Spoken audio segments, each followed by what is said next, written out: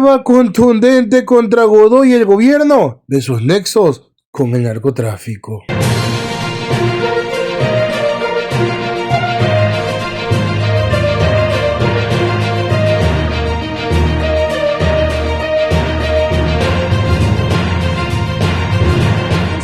Abandona a los fiscales, a los funcionarios, en este caso una directora provincial, que había denunciado presuntas irregularidades en el manejo de la justicia, que nos preocupa a todos, y en lugar de ser sostenida, apoyada, cobijada por el sistema, por el Consejo de la Judicatura, por la policía, por la fiscalía, después de haber sufrido además un atentado contra su vida, cómo se abandonan a estos funcionarios, replicando otro caso que hoy se hace público, similar al del doctor Carlos Serrano. Completamente fuerte la información la cual te vengo a detallar el día de hoy, y que no fuera posible si no hubiera existido este contacto principal del señor Boscán, y luego de algunas radios amigas con la ex directora de lo que es una de las provincias del Oriente, la cual denunció principalmente acosos para poder torcer la justicia, y luego de que esta fuese atentada contra su vida, no recibió ningún apoyo, y más que todo la dejaron a su suerte para que ésta perezca, y ahora que logró salir con vida y que está denunciando hasta su familia, corre peligro, dejando en evidencia los vínculos tanto del gobierno, el quien no quiso ayudarle, como de la fiscalía y lo que es la judicatura en estos casos opacos. Déjanos tu like, comparte video, suscríbete a todos las redes, no le escuchemos. Abandona a los fiscales, a los funcionarios, en este caso una directora provincial, que había denunciado presuntas irregularidades en el manejo de la justicia, que nos preocupa a todos, y en lugar de ser sostenida, apoyada, cobijada por el sistema, por el Consejo de la Judicatura, por la policía, por la fiscalía, después de haber sufrido además un atentado contra su vida, cómo se abandonan a estos funcionarios, replicando otro caso que hoy se hace público, similar al del doctor Carlos Serrano. Así que voy a regresar con la doctora que nos estaba contando. Yo le hacía la pregunta antes de ir al corte de cuál fue la respuesta, si es que se aumentó la seguridad, se le garantizó su trabajo, cómo fue una vez que usted fue trasladada a Quito y que su familia seguía en riesgo en Orellana. A la custodia, 10 personas, y yo les decía, no me importa si me pones 30, yo no tengo vehículos. Hace un año le están pidiendo al Consejo de la Judicatura que me dé un vehículo blindado. Yo no puedo andar con 30 personas caminando en la calle, porque así me tocaba andar con los 5 que tenía, caminando en la calle, porque nunca me facilitaron un vehículo. Porque cuando me los facilitaban, tal vez el chofer tenía que cambiar de ruta, yo me quedaba plantada y situaciones así.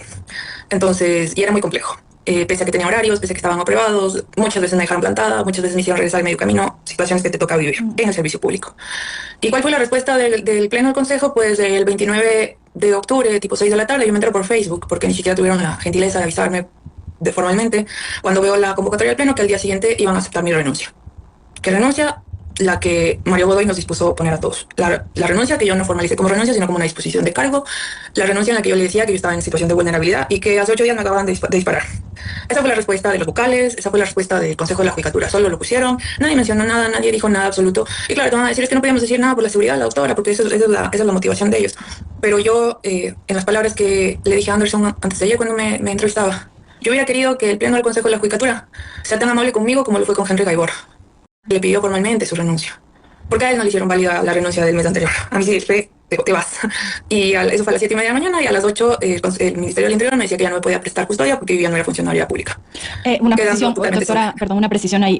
Es decir, después de que usted había denunciado todo lo que le acababa de pasar, el 29 de octubre apenas había pasado una semana del ataque que usted había tenido, y en lugar de una respuesta institucional de cerrar filas alrededor suyo, lo que ocurrió es que el Pleno de la Judicatura aceptó una renuncia que les habían pedido a todos en el momento en el que Mario Godoy se posesionó como presidente de la Judicatura, y que es usual en las transiciones que todos ponen su cargo a disposición. En su caso no había sido aceptada, pero se decide aceptar precisamente en el momento en el que usted estaba más vulnerable. ¿Es eso lo que nos está contando? Es exactamente lo que les estoy contando. Y me quedé sin custodia, sin trabajo y sin poder decir nada, porque acto seguido de que se hace público mi renuncia, mi aceptación de renuncia, yo hago un comunicado diciendo que es imposible estar en una institución que te obliga a enfrentarte al narco sin armas, en que estás totalmente desprotegido, que les respeto a los jueces porque hay jueces honestos todavía. Y en respuesta a esto, en vez de recibir apoyo, lo que recibo es un ataque de trolls, de cuentas falsas, que se inventan un tema de que me pagaban a mí para que yo revelara allanamientos, y que como yo no revelaba los allanamientos, mataron a los militares y unas situaciones así. Y que me iban a buscar debajo de las piedras. Y yo voy a hacer énfasis en esta frase, que me iban a buscar inclusive debajo de las piedras. Y claro, yo con mi conciencia completamente tranquila y mi frente en alto, sabiendo que no es nada de esto, continúo.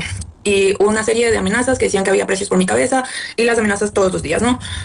Yo le dirigí cartas al presidente de la República, le dirigí cartas al ministro del Interior poniéndoles en conocimiento. Oigan, me pasó esto hace 8 días, el Consejo de la Judicatura me acaba de votar, me quitaron la custodia, estoy sola, hagan algo por favor. Y tengo una buena respuesta en la que me dicen que no es competencia de ellos. ¿Quién le respondió, doctora, a estas cartas que usted dirigió, tanto al presidente como al ministro del Interior? ¿Cuál institución le respondió y qué decía? Presidencia, y si me das un minuto te te digo hasta la persona que firma, que es la que atiende los documentos de presidencia, y me dice, gracias por confiar en el gobierno, bla, bla, bla, pero esto no es competencia de la presidencia. Entonces, en ese momento te das cuenta que estás solo. Y te das cuenta de que todo aquello por lo que has luchado ha sido solo para ti, porque el país por el que luchaste, porque dejaste casi tu vida ahí, te está abandonando.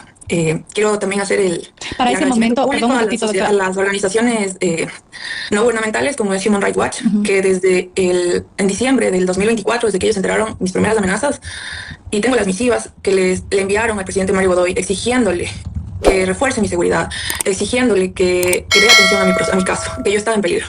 Y nunca les respondió. Entonces, estas personas que han estado tan pendientes de mí a nivel internacional son las que me ponen en contacto con la Unión Europea, con otros organismos internacionales que han verificado cada uno de los hechos que yo he relatado, los países que han verificado y que el día de hoy me acogen fuera de mi país. En el momento en el que usted se empieza a dar cuenta que no iba a contar con el respaldo institucional, ¿qué era lo primero que estaba pensando? Porque ya había habido un atentado en contra de su vida, usted estaba con su padre, le habían amenazado no solamente a usted iniciaba este relato contando que las primeras amenazas las recibió incluso su hermano, ocurrieron durante los apagones de luz, que ya le habían amenazado que si no la encontraban usted iban a ir en contra de su familia. En el momento en el que recibe esta respuesta a la presidencia de la República, la despiden de su trabajo, le quitan la custodia, ¿qué es lo que usted estaba sintiendo? ¿Qué es lo que estaba pensando con esta condición agravada ya de depresión y ansiedad con justa razón, pues? Realmente fueron horas muy difíciles. Tuve que pagar más terapia de la acostumbrada realmente por la contención, tanto de mi psiquiatra como de mi psicóloga. Horas muy difíciles para mi familia, quienes tuvieron que también tomar sus propias medidas de seguridad. Mis sobrinos no iban a clases, no salían, cerraron sus negocios. No había una respuesta en este país. Y estaba clara que ya no iba a poder permanecer aquí. Sobre todo cuando ya me informan internamente que me van a iniciar un proceso disciplinario por no estar en mi cargo, en mi puesto de trabajo. Entonces me di cuenta de que no solo me estaba persiguiendo la mafia, sino también el Consejo de la Judicatura y que el país me había dado la espalda. Son cuestiones muy difíciles para las personas, que yo sé que hay muchas personas de bien cuyos padres nos han criado con principios, darte cuenta que todo aquello por lo que has creído te da la espalda.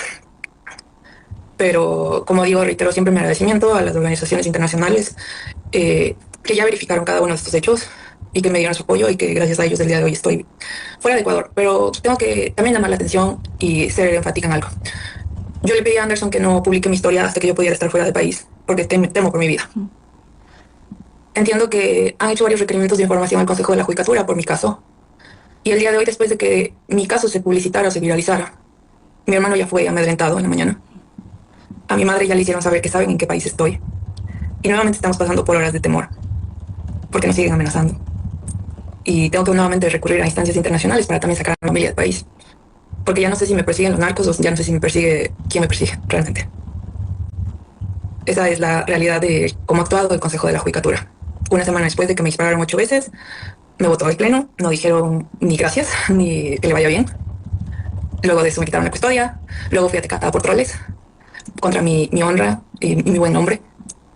Y ahora que me atrevo a decir la verdad, porque cuando vi la historia del juez Serrano no me podía sentir más que identificada. Y le decía a mi familia, la única garantía de vida, porque no vamos a poder vivir escondidos toda la vida, es decir la verdad y señalarlo, volvemos a ser amenazados. Así que yo sí quiero responsabilizar a todas las personas que he mencionado en adelante de cualquier situación que pueda agredir, amenazar o poner en peligro la vida de cualquiera de mis familiares o de mi persona que esté fuera del país. Doctora, visto esto, se revela además un sistema de justicia, aparte de lo que usted ha tenido que pasar a nivel humano, que creo que conmueve al país entero saber que las personas que están tratando de hacer un trabajo transparente, un país tomado, además muchas instituciones tomadas por los tentáculos del crimen organizado, terminan amenazados, perseguidos, exiliados. También da la sensación de que no hay una salida para el sistema de justicia, porque pensamos que si personas que están expuestas y que son públicas y que se supone que deberían tener garantías, como es un juez, como es una directora provincial, no las tienen y tienen que irse del país para precautelar sus vidas, pues al ciudadano común y corriente le espera nada. ¿Usted con qué sensación se queda sobre el sistema de justicia del país? Más que del sistema de justicia, creo que del sistema en general, después de ver el circo de ayer, una sensación total de decepción, de desesperanza por lo que le espera a mi país, de ver cómo se tratan de hacer cortinas de humo para tapar lo evidente, para tratar de distraer. Todos sabíamos que el grupo correísta apoyaba el gobierno de Maduro, no necesitábamos una resolución sobre ello. Pero tampoco necesitábamos un circo de 2 horas para distraer lo que se tenía que distraer, cortar la sesión para evitar las preguntas. Y es totalmente burdo que tanto el juez Serrano, que ha sido de los primeros valientes que se atreve a decir, y yo le felicito, me solidarizo y me sensibilizo, empatizo y reflejo mi caso con él, estemos fuera del país. Y estas personas estén haciendo un circo y nosotros les estemos pagando para que vayan a hacer chistes de mal gusto, a gritar, a intentar llorar y cosas así, solo para que distraer la atención de lo verdaderamente importante, de lo que el país desde el año pasado quiere saber.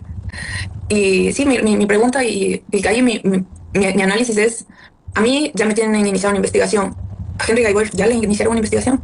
Porque lo que corresponde a Henry Gaibor es una falta gravísima que da de resultado una destitución.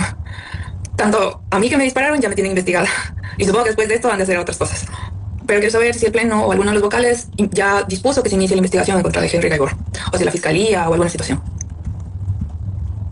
Es decir, hay esta sensación generalizada quizá de que las personas que intentan hacer su trabajo con transparencia y sobre todo que denuncian cuando hay situaciones irregulares terminan siendo las que tienen que protegerse, mientras que aquellos que son señalados terminan ocupando sus puestos con total tranquilidad, porque el presidente Godoy ha dicho que él no va a renunciar, que gracias por la sugerencia del presidente que él no va a renunciar. Eso quiere decir que mientras personas como usted o el juez Serrano tienen que salir del país y tienen que advertir que sus familiares pueden estar en riesgo, quienes están señalados siguen ocupando los cargos, ellos sí con seguridad y ellos sí protegidos, incluso da la impresión que por el poder político. Así es. Como yo mismo lo tuiteé y citaba el post de Anderson Boscan, esta es mi historia. Y si Dios quiso que viviera, porque solo fue Dios quien nos protegió de esas balas, es para contarla y para que el país sepa qué es lo que está detrás. Porque a los que denunciamos la corrupción, a los que actuamos contra el narco, nos votan de la forma más descarada posible y nos quitan la custodia. Pero a los que amenazan jueces y si son panos, les abren la puerta grande y les dan una palmadita en la espalda. Eso es esa es la sensación y lo que le estás dando al país. Es lo que no puedes tapar. Quiero decir también que yo no fui invitada a la boda, por si acaso. Quiero decir que por si acaso mañana van a hacer una campaña nuevamente de desprestigio en mi contra, decirles que yo no tengo nada que ver ni le conozco a Aquiles Álvarez ni a ninguno de sus allegados, por si acaso, porque así, esa ha sido la forma de defensa. Esta es mi historia, la tengo completamente documentada, esta es mi verdad y nuevamente reitero, la salud, la integridad de mi familia está en juego y las personas de aquí mencionadas serán las únicas responsables en caso les suceda algo. Está con otra periodista y me llama mucho la atención de que empezó a recibir llamadas de un número de Croacia, supuestamente. Estaba con el prefijo de Croacia y decían que eran de Claro y que necesitaban saber en qué país estaba yo para cobrarme el servicio de roaming. No sé, todas las veces que yo he salido del país, a Claro nunca le ha importado en qué país estoy. Si me tienen que cobrar, me cobran el servicio de roaming y llega a la factura. Pero esta vez era insistente en saber en qué país estoy. Todo esto, tanto la amenaza a mi hermano, como las intimidaciones a mi madre y como estas llamadas, supuestamente, claro, para saber en qué país estoy, suceden horas después de que mi denuncia o mi historia se hiciera pública. ¿Usted sigue temiendo por su vida a pesar de estar fuera del país, doctora? En estas últimas horas, sí. Es muy preocupante lo que acabamos de escuchar por parte de la doctora Samantha Lozada. Quisiera yo tener un poco más de esperanza, pero lastimosamente viendo estos dos casos, leíamos al inicio del programa el post del juez Serrano que decía que se queda con el corazón deshecho después de ver además que la comparecencia en la Asamblea Nacional no tuvo mayor impacto. ¿Usted esperaba otra cosa de esa comparecencia? La objetividad con la que dice que van a fiscalizar, al menos. Porque eso fue un show, creo que de terrible gusto. Un show en el que cómo fiscalizas y no preguntas, cómo cuestionas y no preguntas. ¿Cuándo va a responder las preguntas? Cuando el país entero ha esperado 3 semanas para verle, para escuchar la respuesta, para que nos diga por qué esta persona que no era tan amigo de él, pero sí estaba invitado a la boda, presionaba a un juez, por qué el ministro del Interior luego le retira la custodia. Y yo sí, hoy día le hacía este cuestionamiento y este análisis a la persona que me entrevistó antes que usted. A mí el ministro del Interior varias veces me dice que ya no pueden proteger, pese a que me dispararon, porque yo ya no era funcionaria pública, pero tengo entendido que sí hay periodistas con custodia policial, tengo entendido que hay personas ya llegadas al régimen que sí tienen custodia policial sin ser funcionarios públicos. Pero a mí que me dispararon en la cabeza y que denuncié corrupción, narcotráfico y toda la situación, bien, gracias y que Dios te bendiga. Sí, es lastimoso porque hay muchos casos de colegas, hemos revisado en este espacio hostigamientos de distinta índole, y muchos de nosotros hemos recibido amenazas y jamás se nos ha ofrecido custodia policial, mientras lastimosamente quienes están cercanos al poder sí lo tienen. De todas maneras, muchas gracias por haber hecho público esto, porque creo que es importante también que el país conozca lo que pasa detrás de lo que vemos y lo que pasa detrás de la retórica de un funcionario, que puede ser hoy Mario Godoy, pero podría ser cualquier otro, que tiene que rendir cuentas no a los periodistas, no a los medios, sino a los ciudadanos, porque están siendo funcionarios con la plata de los impuestos de todos y tienen que darle cuentas al país. Así que nosotros vamos a seguir pendientes de su caso, doctora, y le agradezco mucho por haber estado aquí. Agradecer a otros colegas y amigos de Sonorama, por favor síganlos. Esto es importante que difundamos los pocos medios que quedamos, que todavía estamos al servicio del pueblo para transmitir este tipo de informaciones, porque eso no lo vas a ver en un Ecuavisa, no lo vas a ver en un medio grande alineado al gobierno, y esto hay que destacarlo. Por eso, por favor, te pido que estés también pendiente de sus noticias, que los sigas, y esto hay que compartirlo lo más que se pueda. Por aquí se evidencia que ya no es un caso aislado el del juez Moreno. A esta señorita jueza que también es funcionaria en lo que es la judicatura y jefa de distrito allá en el oriente, y le intentaron dar piso, matarla.